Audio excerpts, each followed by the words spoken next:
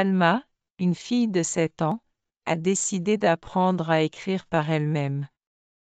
Elle passait son temps dans le garage de son père où elle avait rassemblé de nombreux livres et vieux cahiers. Elle était fascinée par la façon dont les lettres se couvraient sur le papier comme si elles dessinaient un monde parallèle. Un jour, Salma a demandé à sa mère d'acheter une grande toile à dessiner et une boîte de crayons de couleur. Sa mère a accepté avec enthousiasme et un sourire, l'encourageant à être créative et à explorer son nouveau talent. Salma a commencé à copier l'alphabet, lettre par lettre. Avec l'aide de son père, elle apprenait les moindres détails de chaque lettre, cherchant les angles et les petits cercles, et essayant de les imiter.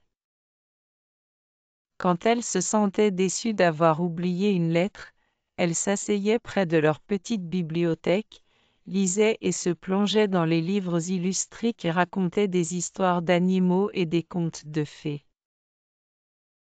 Petit à petit, des améliorations dans son écriture ont commencé à apparaître.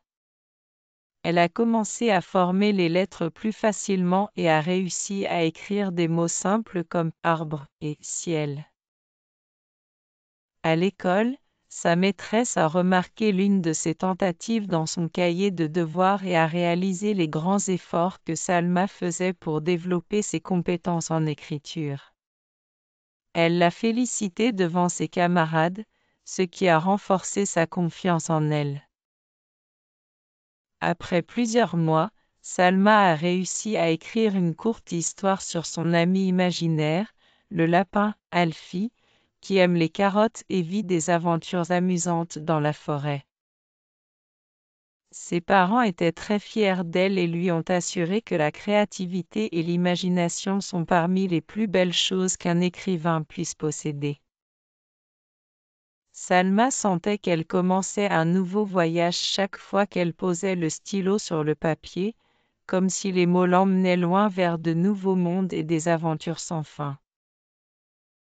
Elle savait que l'écriture n'était pas juste des lettres, mais une fenêtre pour voir la vie sous un angle différent chaque jour.